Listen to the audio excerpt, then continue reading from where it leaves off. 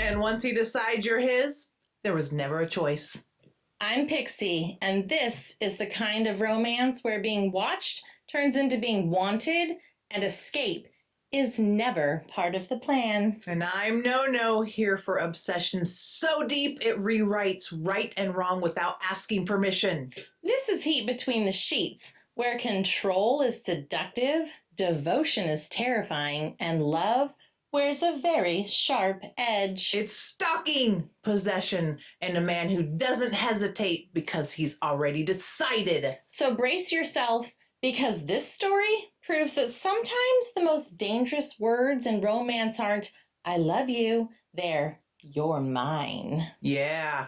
Before we step into obsession, control, and the kind of love that refuses to let go, we need to slow it down for a quick warning. This show is for entertainment purposes only. It's strictly 18 and older, and yes, there will be spoilers in this episode. we're talking possessive behavior, power dynamics, stalking, and relationships that blur every healthy boundary. Triggers were listed at the beginning of this episode, and you can always find the full list at hbtspodcast.com. This one's intense, dark, and absolutely not gentle. If you can't handle the heat, don't meet the qualifications, or don't want spoilers, this is your one and only chance to step out before things get suffocating.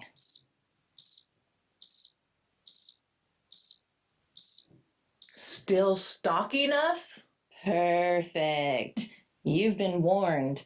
This episode doesn't believe in personal space. Don't forget to like, follow us on social media, subscribe to our channels, and Share. You're not singing. No, you don't. You don't want me to sing. You've said that. Stop it. I Stop tried it. really hard. Really She hard. wants to sing it every time. Knock it off. I like So it. weird. All right. That takes us to...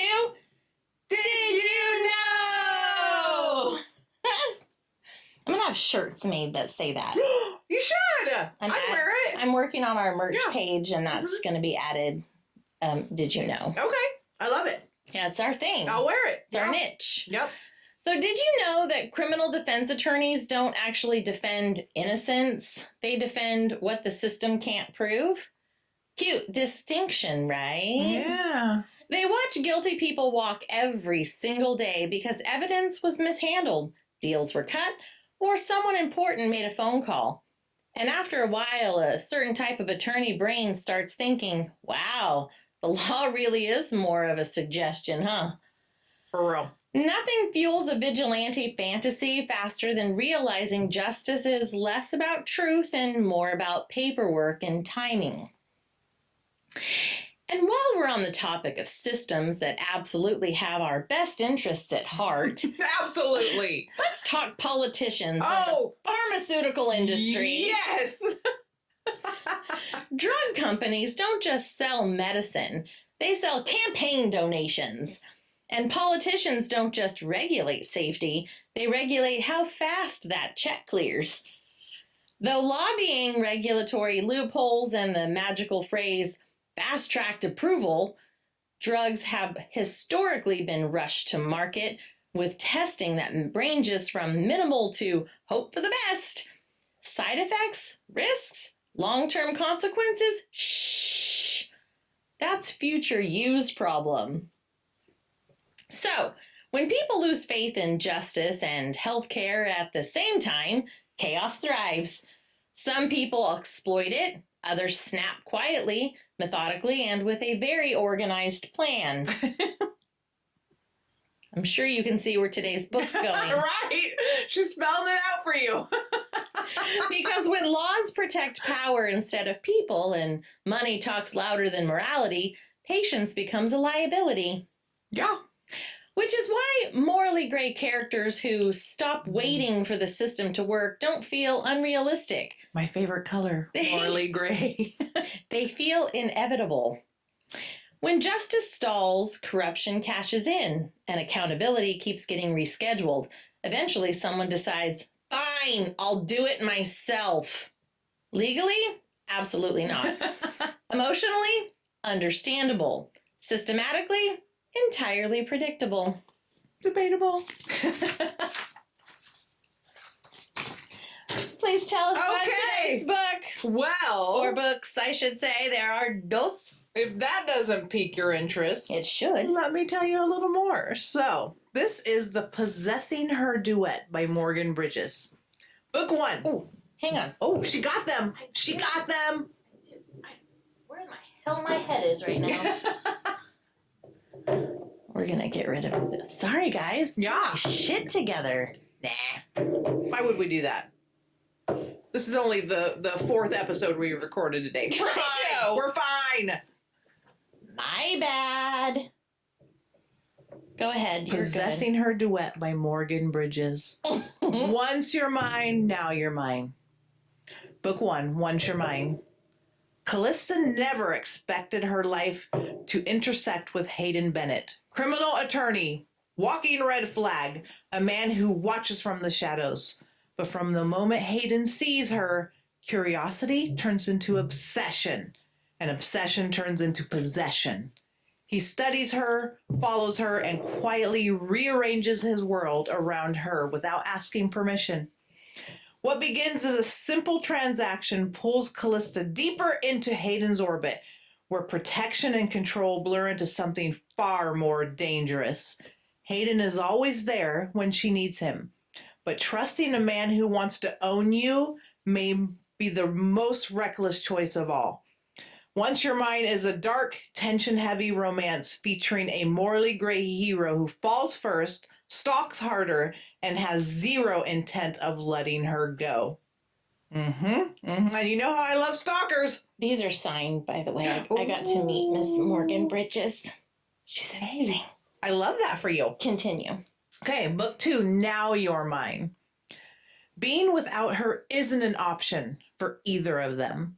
As threats close in around Callista, Hayden's need to protect her escalates, and the lines between savior and captor grow dangerously thin. If she thought his stalking was intense before, she hasn't seen anything yet. Oh, she's so lucky. Told through dual perspectives, Now Your Mind forces Callista to confront the reality of loving a man who would burn the world down to keep her safe, even if it means becoming the greatest danger in her life. With secrets unraveling and enemies closing in, Callista must decide who truly possesses the biggest threat. The villain hunting her, or the man who already claimed her heart, body, and freedom. Now let's talk about them main characters. Okay, now. let's do it. Here we go. So our main characters, not as many as our last episode. Thank the Lord. Okay, so we have Hayden Bennett, criminal attorney by day, stalker and killer by night. Cold, calculating, and violently devoted. Hayden doesn't just protect what's his, he eliminates threats with surgical precision and zero remorse. For real. Then we have Callista Callie Green, senator's daughter turned unwilling target. Intelligent, resilient, and far stronger than she realizes. Callie's life is ripped apart by dangers she never asked for and a man she never planned to love.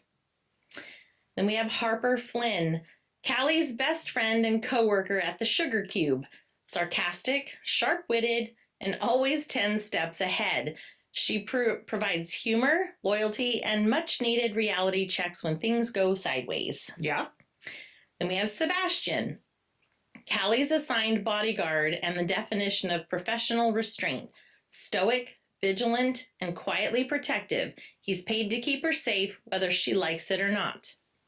Zach, Hayden's resident hacker and digital ghost. Brilliant, secretive, and deeply loyal, he's the unseen force who makes problems disappear with a few keystrokes.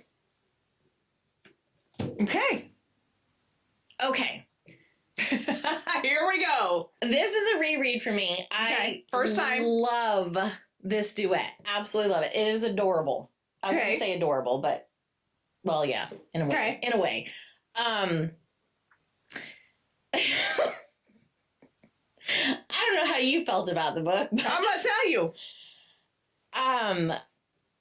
Hayden, he's up there with, who do I want to compare this one to?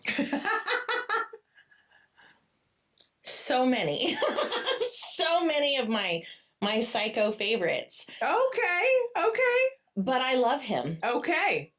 I love him. So he strategically gets her the job at the Sugar Cube. He literally stalks the ever-living hell out of her in every way. Physically follows her. She attempts to get a job. So her dad is, was his senator? Yeah. He dies. He's violently killed. Violently killed because he was on trial for something. Murdering his girlfriend. That was it. Yeah. Murdering his secretary or whatever. Secretary, girlfriend, baby, mama, whatever. All of it. And he got off. He was not found guilty. And the prosecuting attorney for that was, oddly enough, Hayden. And Hayden actually killed him. Yeah. And because Hayden's a vigilante. Yeah, and because all the evidence was stacked there. It was proven. Yeah. This man, I mean, the woman was found dead in the senator's bed, for Christ's sakes. And there was no way that she could not have been killed by the senator. It's not possible. Yeah. So it pissed him off because he does not lose cases. It is very rare. And he tends to only kill bad people. So he's kind of like Batman in that aspect. You know what I mean? Like, he just doesn't go around. He doesn't, when I say that, I'm just saying he doesn't go around just killing innocent people. He's a vigilante. Kill him. Yeah. He's killing bad people that are falling through the system's cracks. Yeah. That's what he's doing. And then because of unforeseen circumstances, whatever, Callie is left without any money, really. Yeah. So everything's frozen, whatever. So she has to get a job and all this other stuff. And lives in a crap apartment. Apartment. Yeah.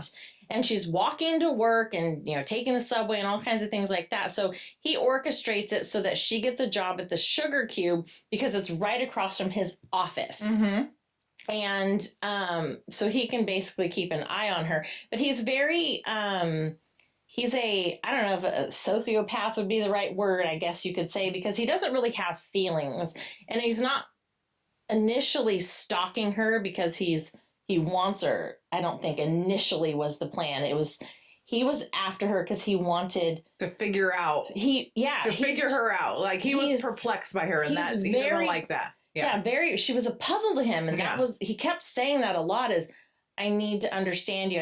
I have to figure you out. Like, I can't seem to stop. Yeah. He's obsessive over it because there was something about her that was just not right. Because it started out with him watching her at her father's funeral, right? Yeah. At the graveside. And she wasn't behaving because he always goes to his victims' funerals. And that's where he gets off because he sees how they all react and stuff. But she was not reacting and behaving the way he thought she would. Yeah, that she wasn't doing the public display of grief. She waited till everyone left to grieve. Yeah. And he's like, you actually make me feel something. Yeah, she was consoling the maid and the driver, and she was like providing that to other people, and she wasn't breaking down, and she just kept touching the pearls on her neck, and he kept waiting, like, okay, now it's going to happen now. It's going to happen now. And it never did until everyone left. And then that's when it came. The tears came. So he kept waiting for her to do the whole public, oh, woe is me. Like, so everyone would feel sympathetic for her. And she didn't display that. And he was baffled by this, so baffled by this. And so that's when he was like, okay, I have to understand, what is your deal? Like, what is up? Like, you ain't normal. What are you after? Yeah. What's your game? So that's when he started putting, like, cameras at her house and got her that job and, like, whatever. So he started following her in that way at a distance. And then even even when he shows up at her work, which he never had done before, to get coffee, right? And didn't someone say something inappropriate to her? Like she spilled coffee on a customer. Yeah. And he started calling her a bitch and kind of threatening her, and so there all of a sudden there's Hayden. Hayden's like apologize. Take off his jacket, take off his cufflinks, hand them to her, and start rolling up his sleeve. And he's like, apologize. And the guy's like, I ain't fucking apologizing. Yeah, so that's one of those guys, takes him by the throat, throws him against the wall, and everyone's just like, what in the fuck? And this is Harper, the coworker and best friend, is like, this guy's so hot, like whatever, like he's so hot. And she's hilarious, by the way. She fucking kills him. She was my absolute favorite in this book. She's hilarious. The shit that comes out of her mouth. Hilarious. I so needed more of Harper. But she, Callista immediately knew who Hayden was, because he was the prosecutor against her father, and she hated how she portrayed her father, how he attacked her on the stand, like all these things. She hated this man. And here he is coming in cold as fuck into this store, into her coffee shop.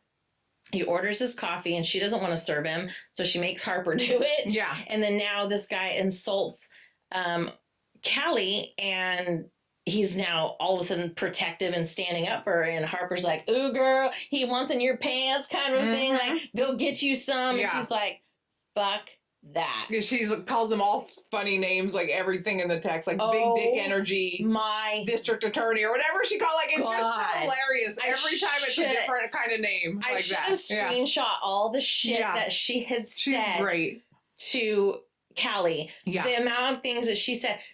Everything was sexual. Yeah. That came out of her mouth. Everything. And it was fucking hilarious. Yes. Fucking hilarious. And you just start wondering, like, where do you come up with this shit? And on the fly. God, like the wit was, and it was needed so that the level of darkness that carried through wasn't so dark. And Callie's pretty serious type. Yes, so Callie is very serious, and she wants to find her father's killer. She is determined to find it. So she's giving up every extra penny she has, which is why she remains in this shithole that she lives in, to this private investigator, and to help find the killer of her father. And, so anyway, so Hayden's there, he's throwing this guy through the wall kind of a thing. And she's just like, what the fuck? And, he's unhinged. He's unhinged. I love it. You love him? Absolutely. Okay. I love him. Okay. Absolutely. I love him. And then her PI comes to visit, her.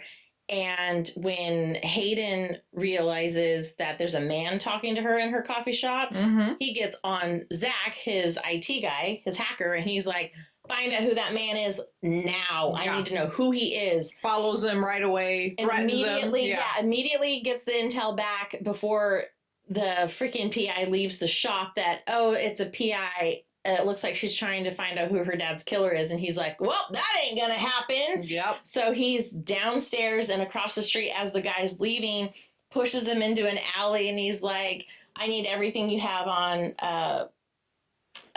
Callie's father, the Senator Green. He's like, that's confidential. He goes, the fuck it is. I'm taking over that investigation. Give it to me now. Because Callie. God, Jesus Christ. Callie couldn't pay for his services any longer. She couldn't afford it. She's dirt poor. She is dirt poor. All her father's money right before he died went to, keeping him out of prison. So she couldn't afford it. So he ends up basically blackmailing this guy because he got the IT guy to give him some blackmail stuff on him.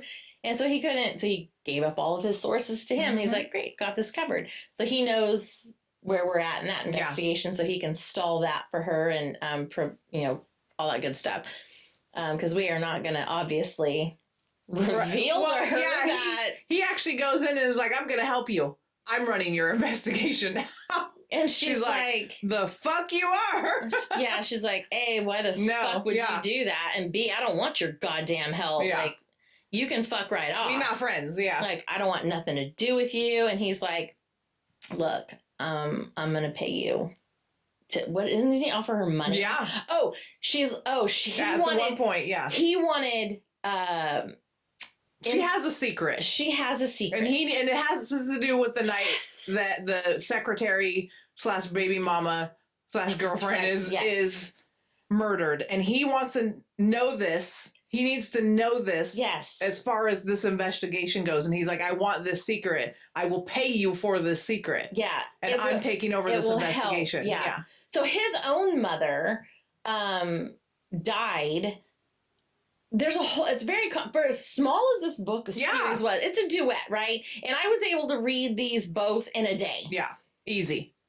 And that's not even skimming. I mean, this is like full on read. And it was good. It was good enough that you're just like, you can just get through it. And that was, for as small as it is, quite a lot of information too. Yeah. So something about his, he had something to do with a pharmaceutical company. His mom did. His mom ended up on drugs, because I just read this one. Okay, good. Like this week. On drugs, had this little pill with a star on it. Yep. And then OD'd and died on this. And he's been looking to find what fucking pill this is and who created. Like, he is going after these people. This is why he became an attorney. This happened when he was a kid. Like, he's going after these people. I thought there was more to it. Like, he knew. No. The guy who started that company? He didn't. And he didn't find that out until it all connected at the end with Callie and her dad because of the secretary baby mama. And then Callie has a secret where she ended up with that drug in her system too. Like, it's a whole, Yeah. Okay. So, and Harper's mom actually works very there, closely with the developers of this this drug too, but it's like a date rape drug. Yeah, pretty much. Yeah. And that's how it was supposed to be started. And of course, by the changing of the hands is how it got through, fast tracked into the public hands, and it was all kinds of crazy shit. So his whole goal is that he has been hunting down this drug. Yep. So Callie she works for like a soup kitchen like once a week or whatever. Yeah. And she had fainted and they called her dad or whatever, but she never went to a hospital. She went to a clinic, but she had bruising on her neck and there was all these suspicious things. And this is the information he wanted. He wanted to know what happened that night. What happened to you? And this is information she refused to provide to anyone, anywhere, at any time. Because for all kinds of reasons. And so he, at some point, knows that she needs money, for one, and he's willing to pay her. And this is where Harper encourages her, girl, go get you some money. And she's thinking like, $500, $1,000. Yeah. I'll give you this information. So she's finally like, okay, fine. Like, I need to pay for this PI. I need to get this information. Oh, but before this, she goes to get a job, right? Yeah. At the TNA. Yeah, TNA place. Yeah, TNA bar. Yeah.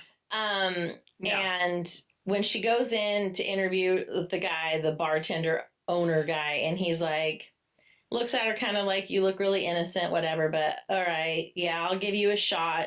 Come back tomorrow night or whatever, 3 days from now or whatever, Friday night. I'll give you a shot. If you're successful, we'll hire you on. Well, as soon as she leaves, Hayden walks in. He's like, what'd she want? He's like, a job? And he's like, you are not hiring her. If you do, I will buck you up and burn this place to the ground. And he's like, yeah, but he's like, no, I ain't fucking around. You are not hiring her. She is not stepping foot in this place. Mm-hmm. And he's like, all right, dude, all right, fine. And she ain't hired. So then Harper convinces her to go sell the secret to Hayden. So she goes to his office, she gathers her courage and goes, and she's like, all right, look, I'm willing to sell you my secret.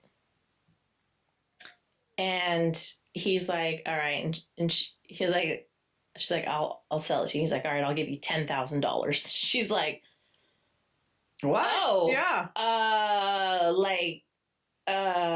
Okay. Like, she was not I was like $9,000 more than she was gonna ask for. Way more, yeah. And she was like, okay. So they had struck a deal. There was things that she had to do, like, and then he'd give her the money. So he transferred the money. She would give him the information. She obviously didn't give it to him right then and there. Right. It was going to take time. It was going to take time to get it to her. So obviously, otherwise the story would end. Right. So we have to build to it. We got to get there. So there's a time frame that they're working with, and she leaves, and then she goes to work at the TNA. Yeah. Because the guy didn't have her phone number to call her. Right. And so she goes in there, and they give her, the owner's not there, but the manager is. And she's like, oh, so-and-so said I was hired and I'm starting today. He's like, oh, well, if you talk to him. Yeah. Go ahead. Here's your uniform. Go change. Well, of course, their uniforms at TNA are probably like a freaking halter top where your tits are hanging out and your ass is hanging out the skirt, right? Yeah. So she's like, okay, because she's going to be a server, not a stripper. So she goes and she changes. And of course, Hayden's following her. Yeah. And he is livid. So she changes and she goes and she's following another waitress around. And she goes to a table to serve. And someone had the balls to touch her. Like her hair. And do you think Psychopath Hayden was going to have that? Oh, hell no. And here come the cufflinks off again. He's very meticulous. Oh, he takes off his jacket, he takes off his cufflinks, hands them to her, and he starts rolling up his sleeves. And she's like, oh, fuck. She's like, he's doing it again. That he's even there. Like, this is like a dive bar, and he's like the most, put together. Like, why the fuck are you here? Why are you keep popping up everywhere? And why are you here? Yeah. And he's looking at her like, why the fuck are you here? Yeah. Like, with no communication in words. And she's holding this drink tray, like, probably eyes bigger than her face. Right. And he, like, hands her, like, his cufflinks and shit, right? And then he takes this guy and freaking breaks his fingers. Yep. Practically, I think they were hanging off of his hand after punching him in the face. And the guy's, like, freaking out. And then he grabs her and hauls her ass out the bar. And I'm like, oh. He crazy. Oh, you like that? Uh-huh. Got it. Yeah. Unhinged. Mm-hmm, girl. Yeah, I did.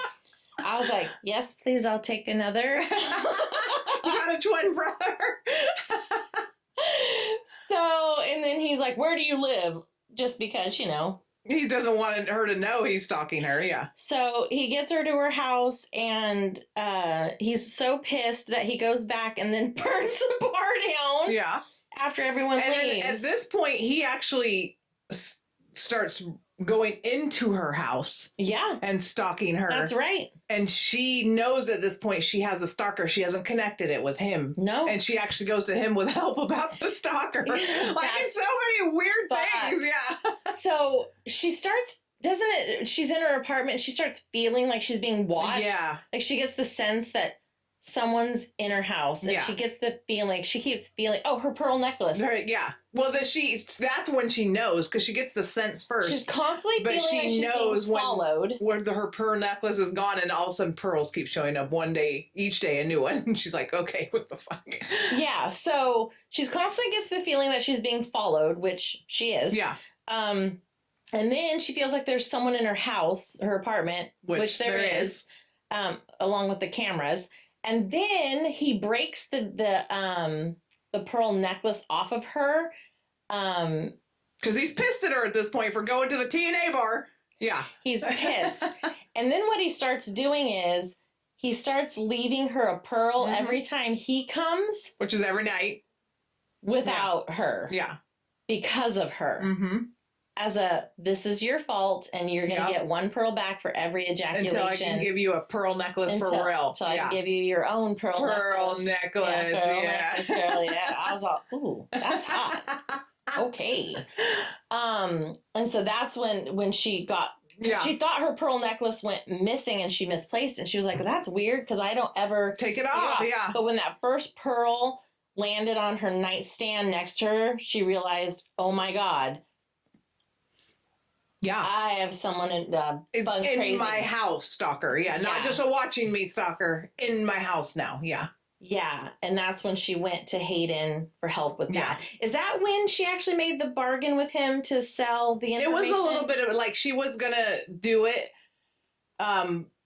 because she needed to get the money and she had the stalker. Like it was kind of like a hand. Yeah. That's when she went to him. That was when they made the bargain for information on her, and he'll find her stalker. Yeah, he'll find her stalker, which is oddly enough him.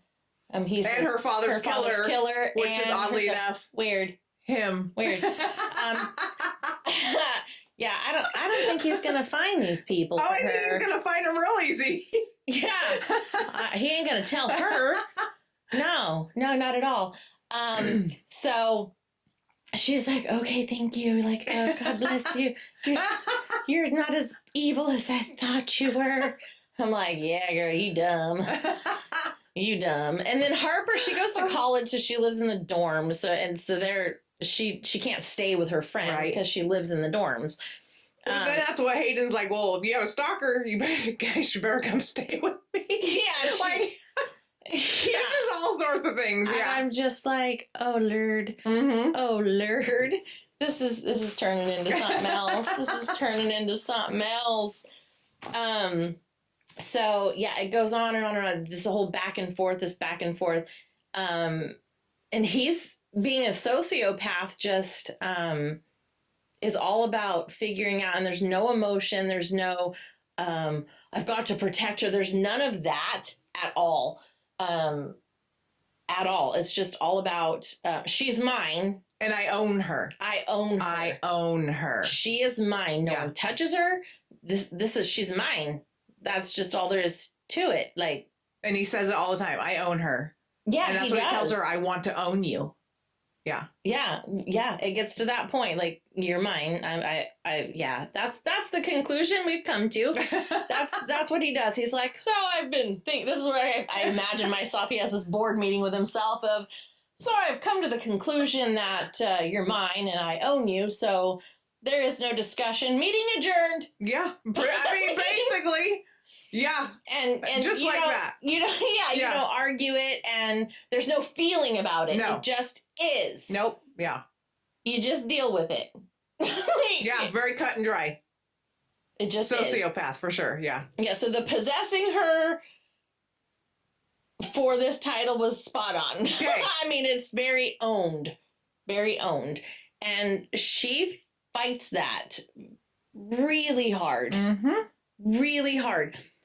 Because he even like bugs her phone, tracks her phone, like you name it, he does it, right? Like the typical rich person things. Yeah. Right. So, when she kind of figures it all out, like who he is, what he's done, because he does eventually figure out that her dad was innocent. Yeah. And he actually just killed an innocent man. And he actually had a little bit of a ticker feeling there for a minute. Like, oh, I feel a little bit bad about that. But only for a minute. Yeah, because the dad wasn't super innocent. Like, he didn't kill the secretary, but he helped get this drug on the street early. But so then he tried to... He felt bad that he killed the senator because the senator didn't really kill his girlfriend's secretary. But as the story rolled on, it turned out that, like you were saying, the senator did help in his early political days for money, help fast track this drug to get it out on the streets, on the market, which in turn helped kill his mother. And kill people. Yeah. Many people out there died from this drug. And so he was trying he tried to distance himself and do better. So the senator... Yeah. So in his early stages, he was just trying to get his foot in the door and do it. And he did it the wrong way. He did it by taking money from the bad people to put himself up on that platform. And then once he was there, it took him many years to untangle that web and become a legitimate politician. Yeah. Well, too late. Your laundry is very dirty at the base. So he had all of that, lots of dead people under his belt because of a bad choice that he made. So he wasn't really a bad person at heart, but he made some very bad choices, which killed a lot of people. Yeah. So in a roundabout way, he felt bad, but then at the same time was like, well, you did kill a lot of people, so maybe not really. But I feel at the same time, towards the end, he felt bad because he thought maybe Callie would feel bad, but then Callie felt bad initially because her dad was innocent, but then when she found out what her dad did, she was like, well, he was a piece of shit, so maybe not. And her dad was kind of absent because he was he was never home, so, she kind of had those mixed feelings for a minute, but there was that. Yeah. There was that. And then, so when they were going through that whole, when she figured out what he had done and all this other stuff, she's like, I gotta get the fuck out of here. Mm-hmm. So she kind of goes on the run, but her going on the run was her going to Harper's dorm. Like he couldn't figure that out? She enrolled in school because, wasn't she staying at Hayden's? Yeah. She moved in with Hayden. Because he had to protect her from the stalker. Right. AKA himself. That's right. So she was living with Hayden, and that's when all of these things came out, and she figured all these things out, and she was like, whoa, psychopath. Yeah. I'm out. And then I'm pregnant, so I need to get the hell out. Yeah, and I can't do this. Yeah. Like, I'm out. And part of their deal was he would pay for her to go to school. Mm-hmm. That was it. And so she was already enrolled to go to college, and that was part of her dream. She wanted to go to school. And so she was like, well, fuck it. I'm still going to school. Yeah. So she got out of the penthouse and went and took some belongings and went and basically was like sleeping on floor, mattress, couch, whatever, in Harper's dorm. But she shut her phone entirely off so it would not be tracked. And oddly enough, Hayden couldn't find her. For a bit, yeah. For a hot minute. And when I say a hot minute, we're talking like a month or two. Yeah, it took him a while, he said, to find her. And then after that, he kind of watched her. But I was like, really? You couldn't figure that one out in 5 seconds? Because she wasn't working anymore. Yeah. Because he had already given her all this money. So she didn't need to work anymore. And she turned her phone off, so there was no tracking. And she never left the dorm. She was doing everything online. You have one friend. Where do you think she's gonna go? Like, come on. Right. Yeah. Figure that out. And I think Harper was lying anytime. Yeah. Anything that was brought up. I don't know where she's at. Whatever. But the only way he found her was when because his hacker Zach caught it when the teachers logged the grades into the system, and they logged her grades. So he's like, she is attending school. She is attending classes. Good. She didn't leave, because he was like, she could be anywhere in the world. Yeah.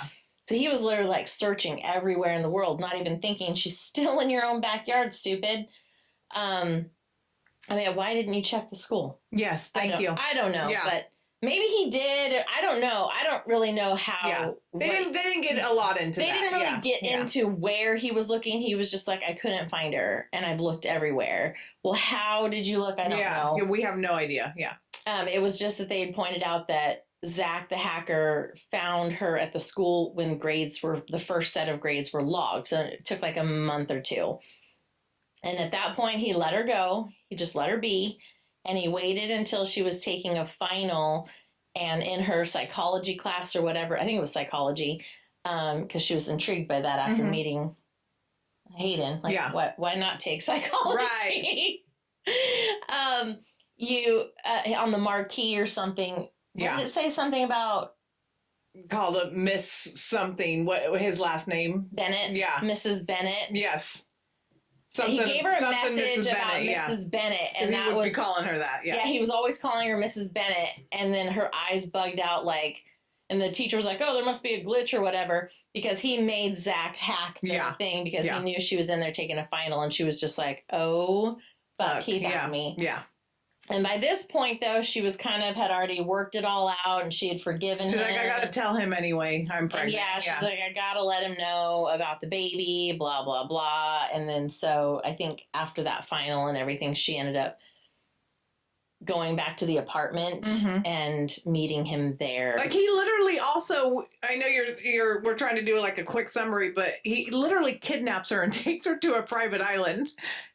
Keeps this like, this guy's a little over the top. Like takes her to the, and then because she refused to pack any clothes, tells her she has to go around naked the whole time. Like refuses to give her clothes. Or what? Yeah, but she didn't pack any clothes because she's like, I don't want to go. He's like, you don't have a choice. She's like, I do, because I'm my own person. And then he takes her anyway and doesn't let her have clothes. No, she's not. He owns her. No, that's the problem I have with this book. That's the problem. You know how I love stalking. You know how I love when a guy is obsessed with her. Like, love it. Too fucking far, Hayden. Like, you don't... No redemption? No, I don't mind him. Okay. He's not Hobby. He's not Johnny but like, good God, he's just a little too intense for me. He is very intense.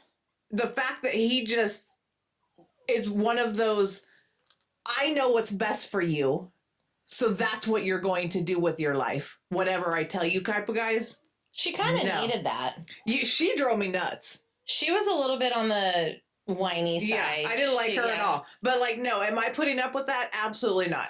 Did I find that attractive? Absolutely not. Yeah. No, I love him. I mean, love him. The stalking, the obsession, I love, but good God, he's a little bit too far into the psychopath. Yeah, when he did take her to that island and didn't have any clothes for her, refused to let her wear clothes other than what she brought with her on her back, that was a little over the top. I'll own that. That was a little much. He could have. He's a lot. Yeah. He could have done something there, but it was a private island. There was no one else within visible distance, but whatever. It's fine. It's fine. So do you feel like the Possessing Her Duet is a love story about extreme devotion or psychological thriller wearing a romance label? Extreme devotion. Extreme. Yeah. Like, slow your roll a little bit, Hayden. Slow your roll. Yeah. Yeah, I agree. So, I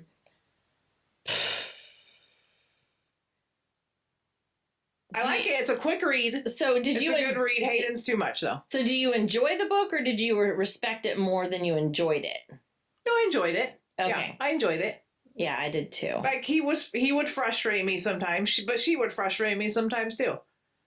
And then Harper was the fucking best. So. Oh my God, I wanted so much more of Harper. Yes! She's great. I would love if she would do a spinoff, even just a one book spinoff of Harper. Yeah. A Harper love story of some sort. It would be so great. Yeah. I think she would be hilarious. Yes. I don't even care who. I hope she gets a stalker. Yeah. She would be a lot like Miller. Yeah. From the Windy City series. Yeah.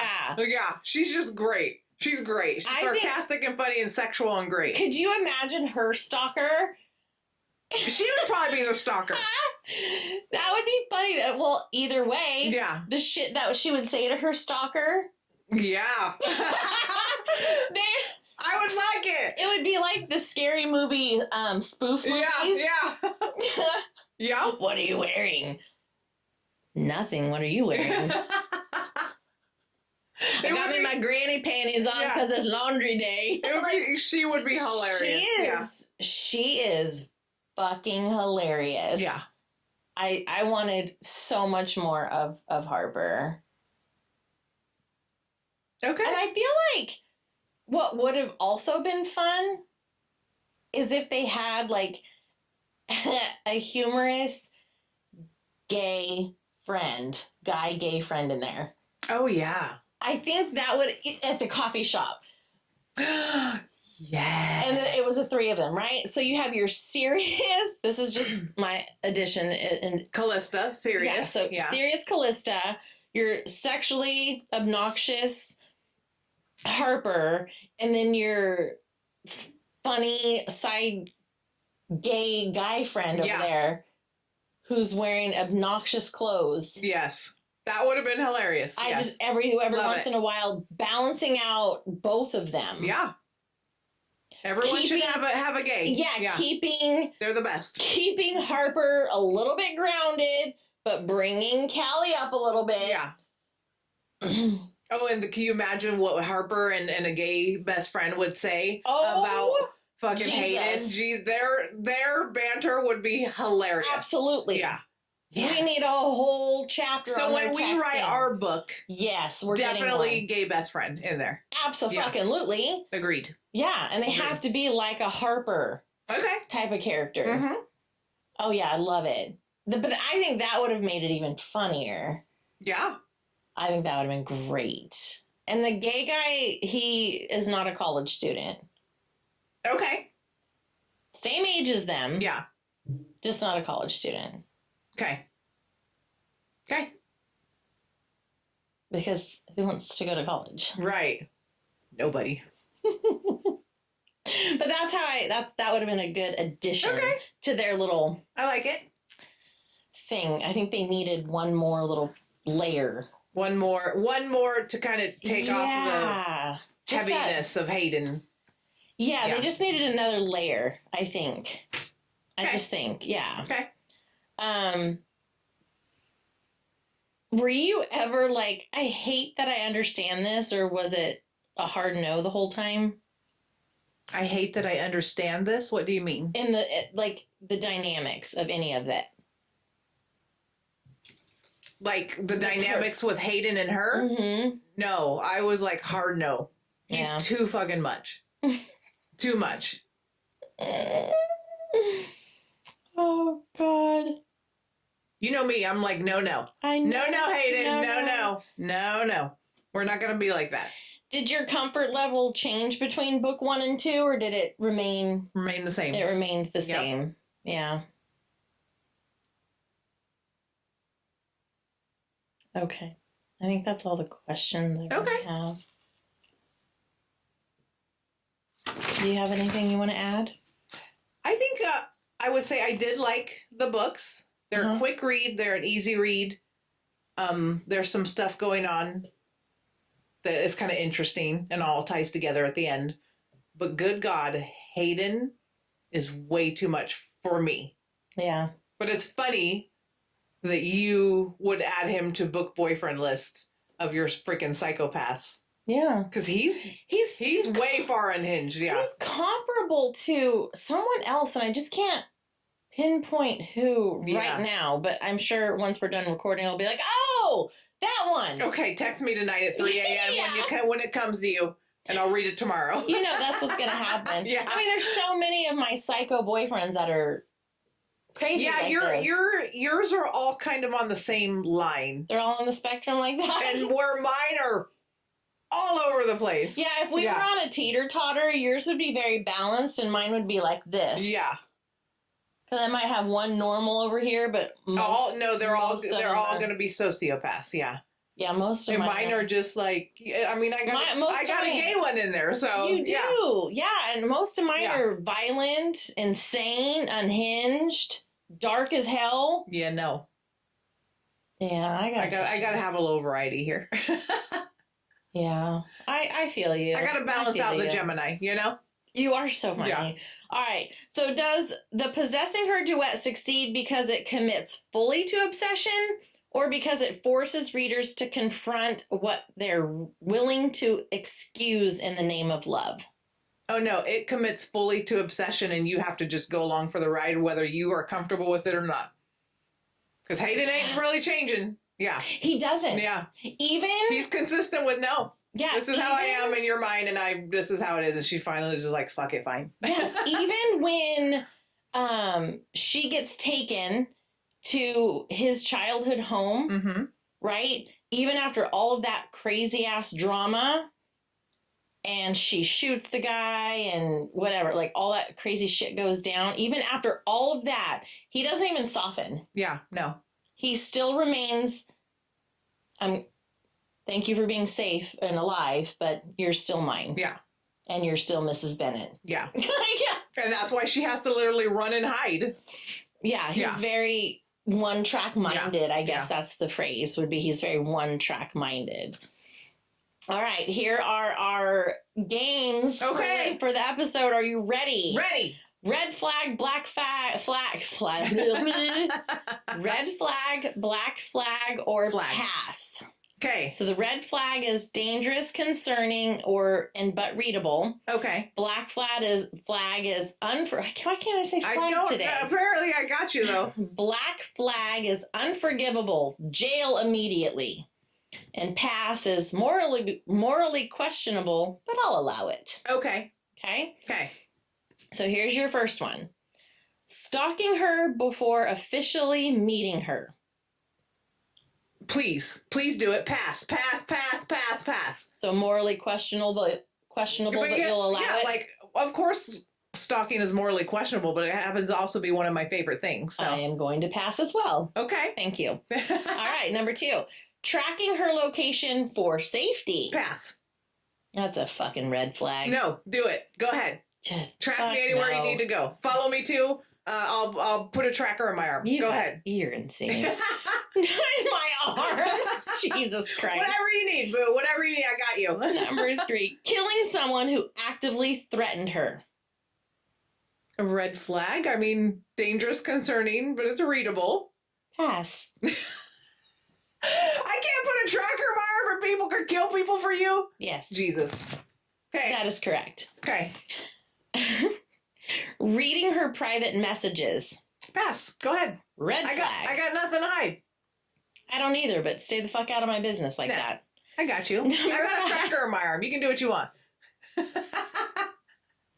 He's going to make you call him daddy.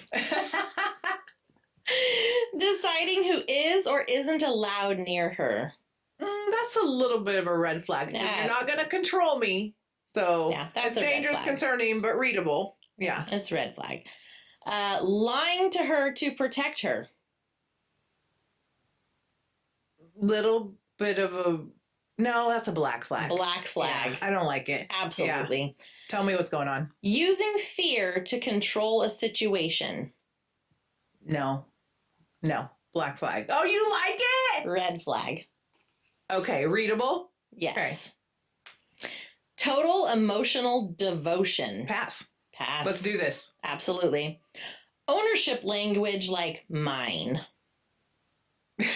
Like, I'm okay if you're like, you're mine, and I'll be like, okay, and you're mine. But if you're like going to be completely possessive about it, no. So it's gonna depend. For Hayden, no. Black fucking flag. Get out of here. That's a pass for me. Touch her and die energy. Red flag. Red flag. I don't really love it. It's dangerous, concerning, but readable. Oh, it's a pass for me. Of course it is. Of course. All right. Game number 2. Okay. If he were watching you right now, I know. Are your panties wet? Yeah. Love it. It's my favorite. All right. So you're going to finish the sentence instinctively. So don't over the top or anything crazy. Okay. Okay. So if he were watching her sleep. I just say what I think about that statement. Oh, bring it on, baby. Watch me all night long. It actually makes me feel better. Oh my God. About sleeping. Yeah. Oh, he absolutely would not be because he knows that he has a fast track to be banished forever. He's not stupid. Not in my life. Hell no. Number 2. If he followed her today, he would be bored because I don't have a life. Sorry, but go ahead. But you don't have to because I have a tracker in my arm, so you're fine. That's true for you. Yeah. But I mean, he'd be close enough to wordlessly hand me his wallet when he realized I forgot mine. Oh, that's you know cute. what I mean? Yeah. But far enough away that I never actually saw him unless I wanted him to. Unless you know what I mean? Okay. So you're kind of like a ghost, but if I'm like, oh my God, I need to buy that. And he'd be like, here's like, oh, there's a wallet. Look at that. That's fucking convenient. Yeah. That's what I want.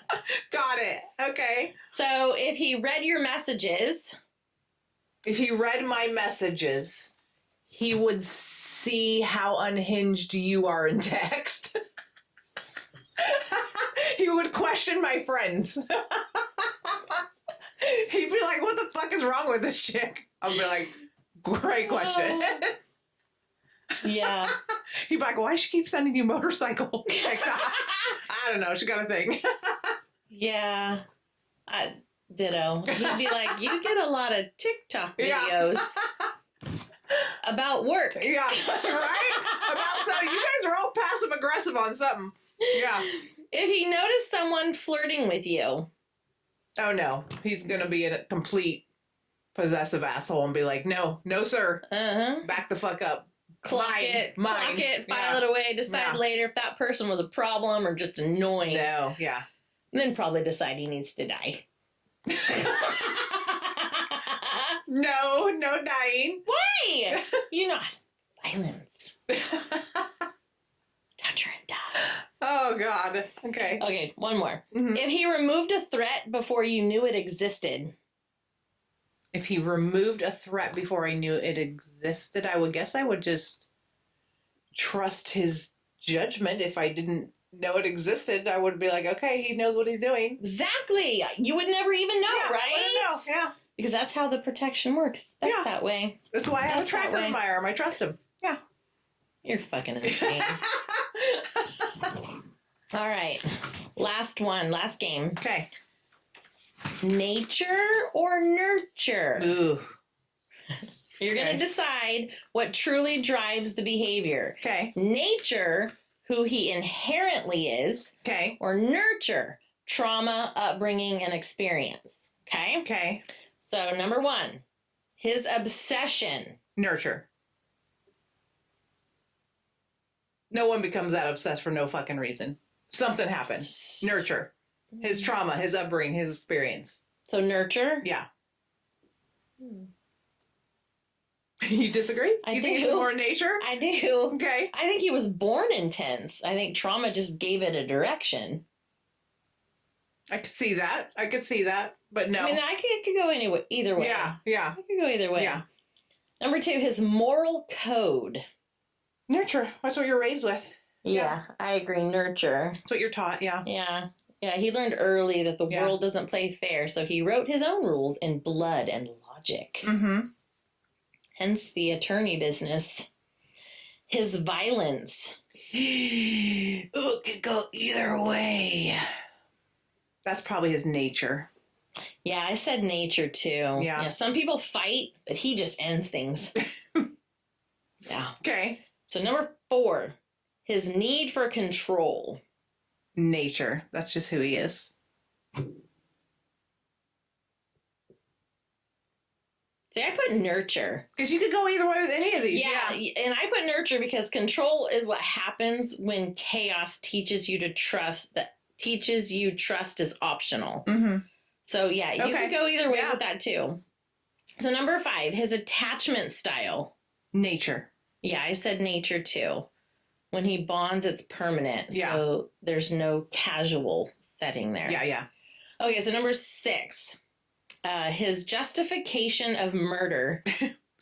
Nurture? I did say nurture. Yeah. Yeah, he didn't wake up this morning. Mm-hmm. He learned that sometimes justice needs a knife. Yeah. Yeah. So number 7, his emotional detachment. God, it could really go either way, but let's go with just that's who he is.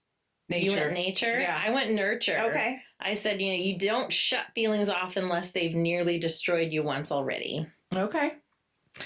His loyalty. Nature. I said nature too. That level of loyalty isn't taught. It's wired in. Mm-hmm. And number 9, his fixation on her. Nurture. Interesting. I said nature. Okay. I said nature. I said he doesn't choose lightly, but once he does, it's forever. Forever. Okay. Last one. His capacity for love. Nature. I said nature too. Yeah. Love is the one thing in him that isn't broken. It's just terrifying in scale. Okay. Yeah. And that's a wrap for today's episode. Thanks for joining us. We will see you next time. Bye.